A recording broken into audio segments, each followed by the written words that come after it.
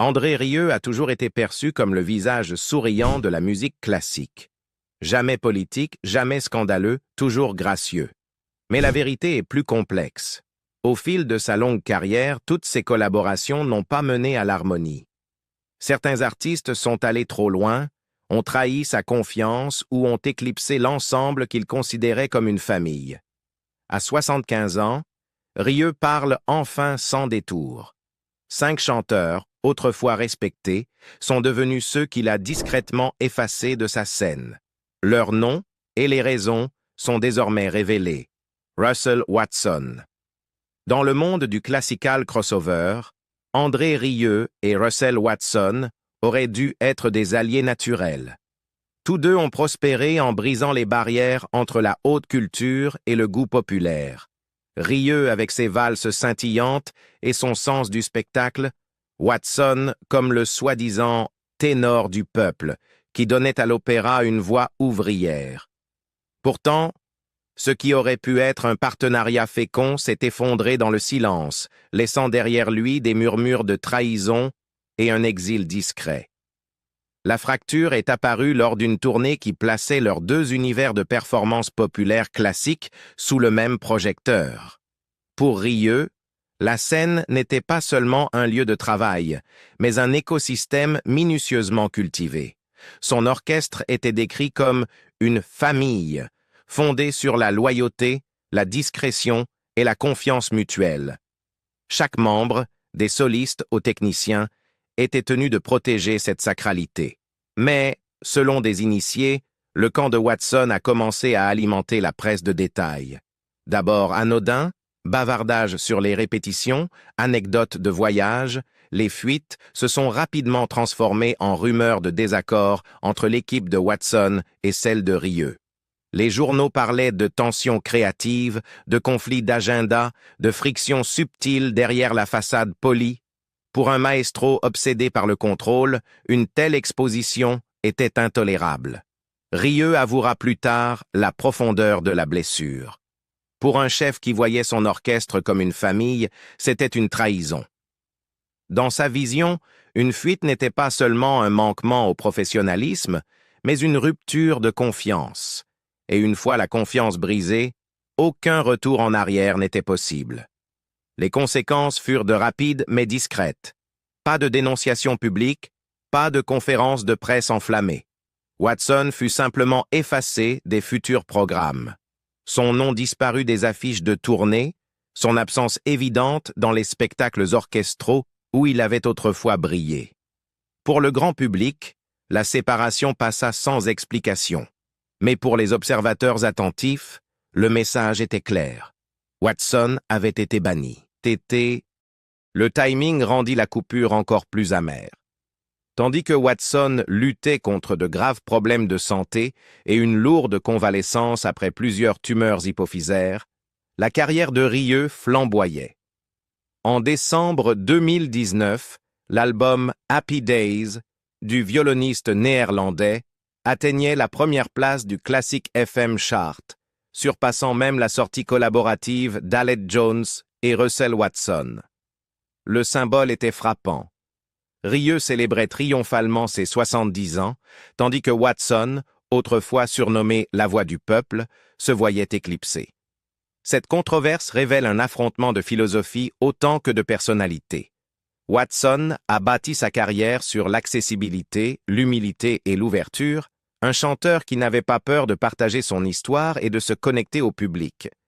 Rieu, à l'inverse, exigeait une discipline de forteresse autour de son œuvre, où la loyauté signifiait silence et unité. Pour l'un, la transparence était une vertu. Pour l'autre, une trahison. À ce jour, aucune réconciliation n'a eu lieu. Watson continue d'enregistrer, publiant en 2022 son 13e album studio aux côtés d'Aled Jones. Rieu reste le roi des valses dans des arènes combles, mais leur brève collaboration demeure une leçon. Dans le monde du spectacle, le talent peut éblouir, mais c'est la confiance qui assure la survie. Et pour André Rieu, Russell Watson avait franchi une ligne qui ne pouvait plus jamais être franchie. Carlos Marin. Carlos Marin Le baryton imposant d'Il Divo possédait une présence indéniable. Sa voix était puissante, son charisme incontestable, et sa confiance se dégageait de chacune de ses prestations. Pour beaucoup, il était le cœur battant d'Il Divo. Mais lorsqu'il entra dans l'univers musical soigneusement équilibré d'André Rieu, ces mêmes qualités devinrent de source de conflits. Rieu avait bâti son orchestre sur l'harmonie, musicale et personnelle. Chaque membre devait contribuer à une atmosphère de cohésion, sans qu'aucun ego ne domine la scène. La philosophie était claire. L'orchestre était une famille, et la musique devait primer sur tout individu. Marin, toutefois, abordait la scène différemment. Habitué à briller au sein d'un quatuor vocal où chaque chanteur avait sa lumière, il apporta cette même intensité dans l'ensemble de Rieu. Les témoignages de leur collaboration évoquent un Marin réclamant des solos plus longs, modifiant certaines harmonies pour mettre en valeur sa tessiture et insufflant une théâtralité qui attirait l'attention au détriment du collectif. Pour un homme comme Rieu, qui privilégiait la discipline à la domination, cela était inacceptable. Comme l'a résumé un proche, Marin chantait pour lui-même, pas avec eux. Rieu, de son côté, livra plus tard une réflexion sans appel. Certains artistes ne jouent pas avec vous, ils jouent par-dessus vous. C'était à la fois une observation et un verdict. La collaboration prit fin aussi discrètement qu'elle avait commencé. Pas de querelle publique, pas d'explosion médiatique, seulement une décision nette de ne plus jamais inviter Marin dans le giron de son orchestre. Marine, bien sûr, n'avait nul besoin de cette plateforme. Avec Il Divo, il remplissait des arènes, dominait les classements et entretenait une base mondiale de fans fidèles. Sa voix façonna l'identité même du groupe. Ce mélange d'opéra et de pop, imaginé par Simon Cowell et porté par la passion de Marin. Pendant près de 2 décennies, il incarna le phénomène du crossover. Mais sa mort soudaine en 2021, à seulement 53 ans, donna une dimension tragique à son histoire. Ses compagnons d'Il Divo le pleurèrent comme irremplaçable. Il n'y aura jamais une autre voix, ni un autre esprit comme Carlos, déclarèrent-ils. Les fans se souvinrent de lui non comme d'un collaborateur difficile, mais comme d'un artiste qui avait vécu pleinement à travers sa musique. Pour André Rieu, cependant, la leçon demeurait limpide. Le talent seul ne suffit pas. Dans son monde, la musique n'est pas une affaire de puissance, mais d'appartenance. Et malgré toute la brillance de Carlos Marin, il incarnait ce qu'il ne pouvait tolérer sur sa scène. Une étoile qui brillait plus fort que l'ensemble. Katherine Jenkins. En 2009, André Rieu offrit à Katherine Jenkins ce qui aurait dû être l'opportunité d'une vie. Déjà en pleine ascension comme star du classical crossover, la chanteuse galloise fut invitée à rejoindre le prestigieux concert de Maastricht de Rieu, un événement reconnu dans le monde entier pour son harmonie, son élégance et son équilibre subtil entre orchestre et soliste. En apparence, l'association semblait parfaite, le roi de la valse et la chanteuse classique la plus vendue de Grande-Bretagne. Pourtant, ce qui se déroula en coulisses laissa Rieu profondément déçu et décidé à ne plus jamais collaborer avec elle. Le problème ne venait pas de la voix de Jenkins. Rieu reconnut lui-même qu'elle chantait magnifiquement. Ce qui le déstabilisa, c'était tout ce qu'elle apportait avec elle. Jenkins arriva non pas en invitée, mais en marque.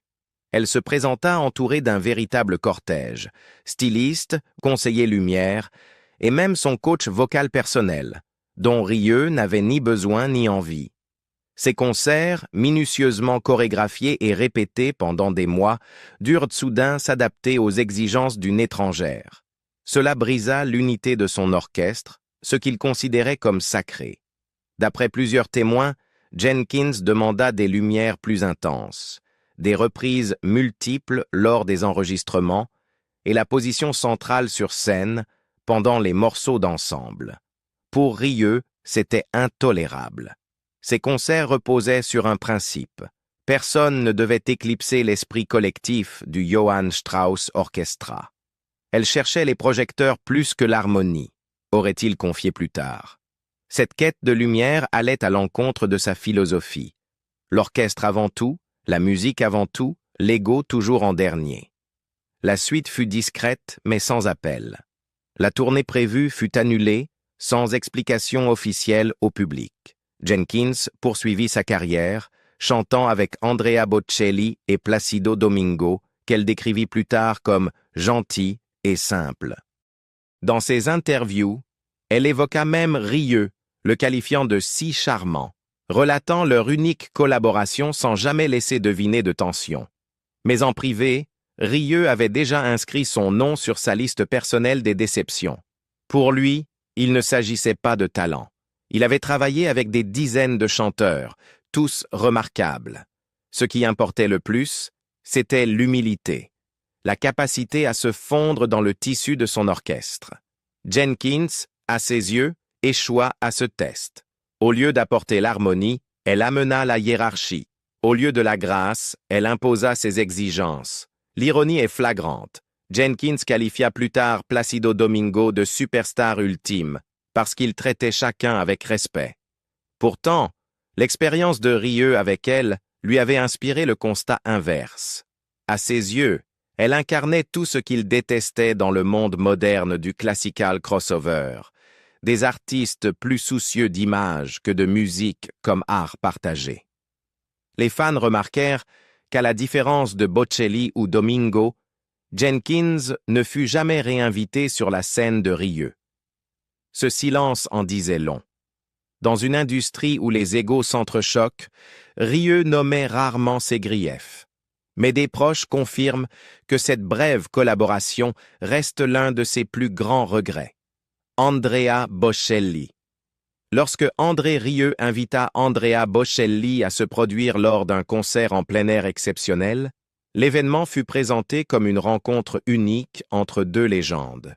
Deux icônes mondiales, l'un, violoniste qui avait transformé la valse en spectacle d'arène, l'autre, le ténor lyrique le plus aimé au monde, devait offrir un moment d'unité musicale pure. Au lieu de cela, ce qui se déroula devint un exemple parfait de la raison pour laquelle Rieu évite désormais ce type de collaboration. Un affrontement d'ego, de philosophie et de vision opposées de la scène. Dès le départ, les tensions furent palpables. L'équipe de Bocelli élargit son rôle lors des répétitions, ajoutant des morceaux, allongeant les introductions et multipliant les anecdotes. Ce qui devait être un échange équitable pencha progressivement en sa faveur. Chaque répétition s'éternisait, chaque ajustement repoussait subtilement Rieu à l'arrière-plan. Pour un artiste dont l'empire repose sur l'équilibre et la précision, cette dérive était intolérable.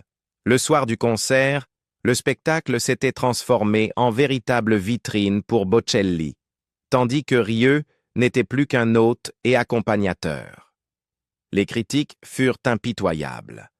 Les titres célébraient Bocelli, tandis que le nom de Rieu n'apparaissait qu'en note de bas de page. Le maestro qui avait bâti la scène, sélectionné l'orchestre et attiré des dizaines de milliers de spectateurs, se retrouvait invisible dans sa propre maison. Rieu ne formula jamais de plainte publique, mais sa remarque ultérieure était révélatrice.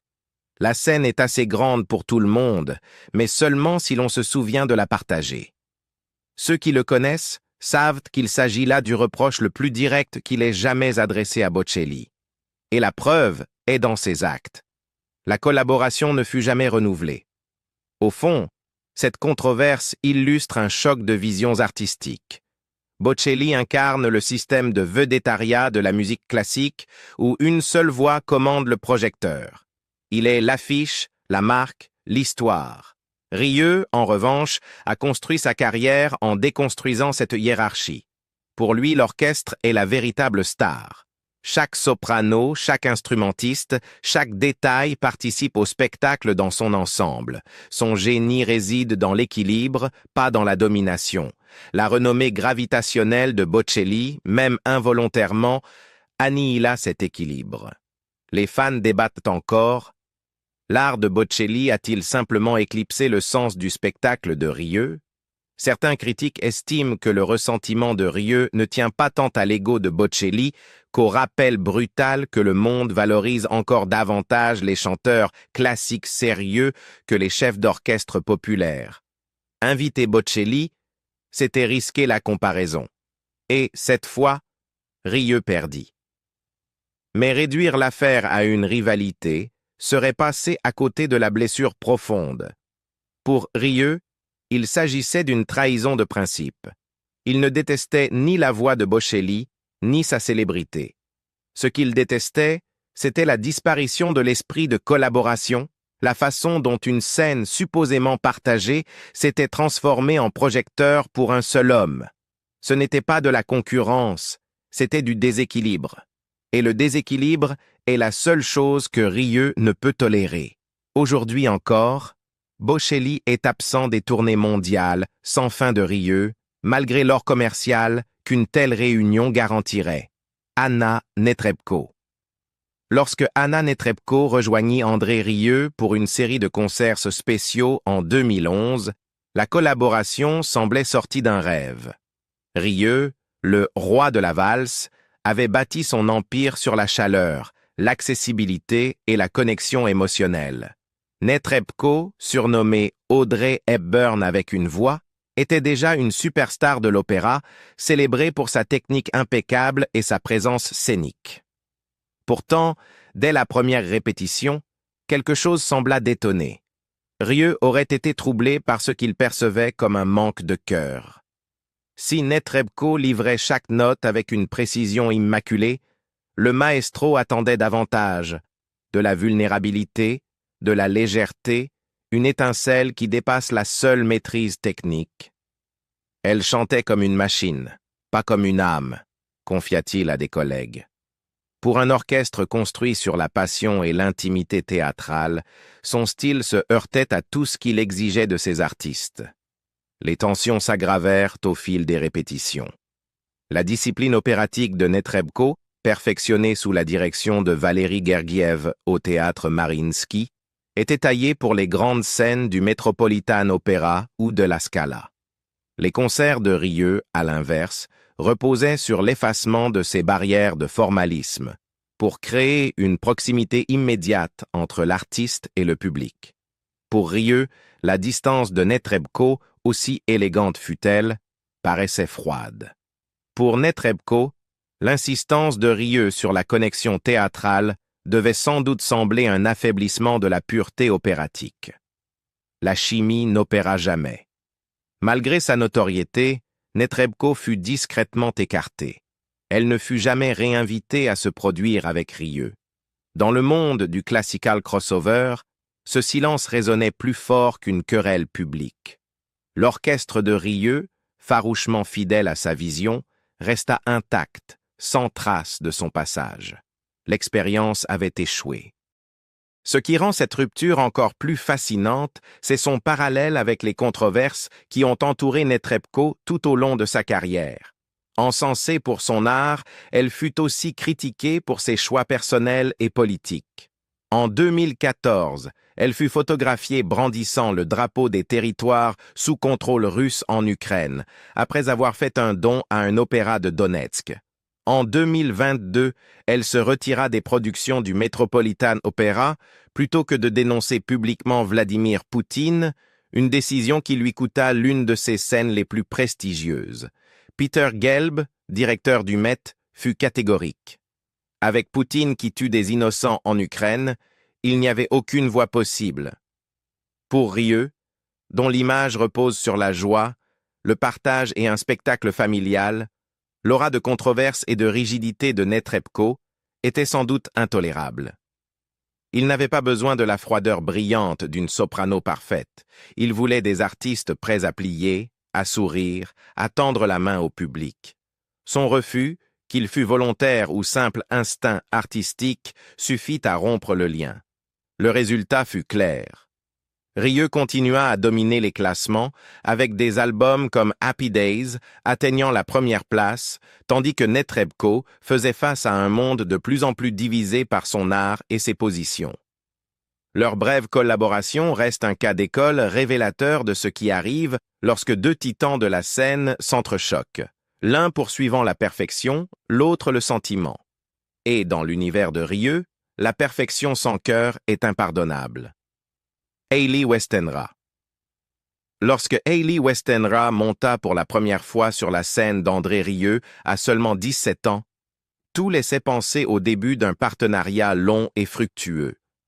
Le maestro néerlandais avait bâti sa carrière en rendant la musique classique accessible à un large public, et Westenra, avec sa voix de soprano cristalline et son charme juvénile, semblait l'accord parfait.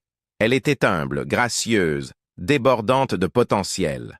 Rieu endossa le rôle de mentor, la guidant dans ses premières prestations et la mettant en lumière comme l'une de ses plus belles découvertes. Mais à mesure que la carrière de Westenra s'envolait, les exigences grandissaient aussi.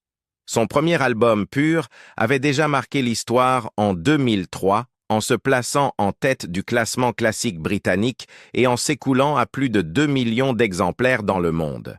Elle devint une sensation internationale, chantant en plusieurs langues et rejoignant le prestigieux groupe Celtic Woman.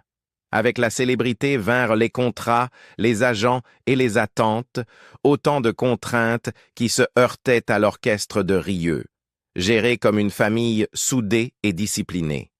Le point de rupture survint lors de la préparation d'un concert caritatif de l'UNICEF organisé par Rieu. L'événement devait non seulement récolter des fonds, mais aussi symboliser l'unité et la générosité par la musique, des valeurs chères au maestro. Mais à la dernière minute, l'équipe de Westenra annonça son retrait.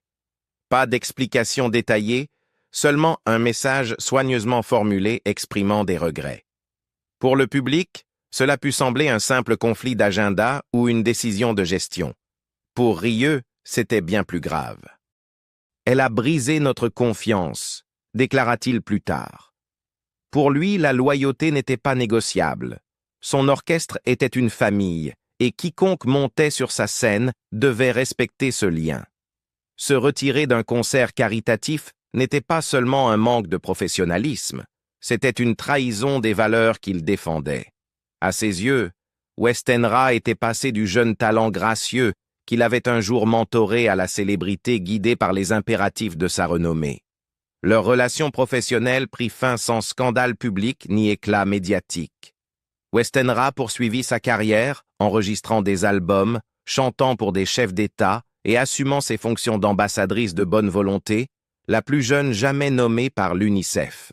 Rieu, lui, canalisa son énergie dans des projets qui renforçaient sa philosophie de connexion et de loyauté, comme l'arrangement de la composition d'Anthony Hopkins and the Waltz Goes On, ou encore l'hommage à la Nouvelle-Zélande avec Dreaming of New Zealand, une pièce qu'autrefois Westenra avait interprétée. L'ironie était cruelle. Un morceau conçu comme hommage à sa patrie, dirigé par Rieu, se transforma en rappel d'un partenariat effondré sous le poids d'une confiance trahie. Pour Rieu, l'épisode Westenra resta un avertissement sur les dangers de la célébrité dans le monde du classical crossover. La technique et l'attrait médiatique avaient de la valeur, mais sans loyauté. Ils ne signifiaient rien. À ses yeux, la décision de Westenra n'était pas un problème de calendrier. C'était la preuve qu'elle n'appartenait plus à la famille intime et disciplinée qu'il avait bâtie. Aujourd'hui, les deux artistes restent célébrés chacun de leur côté, mais leurs chemins ne se sont jamais recroisés. Et dans l'univers jalousement protégé de Rieu, une fois la confiance rompue, la valse continue, mais sans vous. Même le roi de la valse n'échappa pas à la trahison. À 75 ans, Rieu nous montre que derrière le glamour, chaque scène cache ses conflits. 5 chanteurs sont devenus des leçons de confiance brisées et d'harmonie détruite. Reste une question. De quel côté seriez-vous? De la discipline stricte de Rieu ou des artistes qui ont osé franchir la limite? Dites-le nous, et si vous avez apprécié cette plongée, cliquez sur like et partagez pour prolonger la conversation.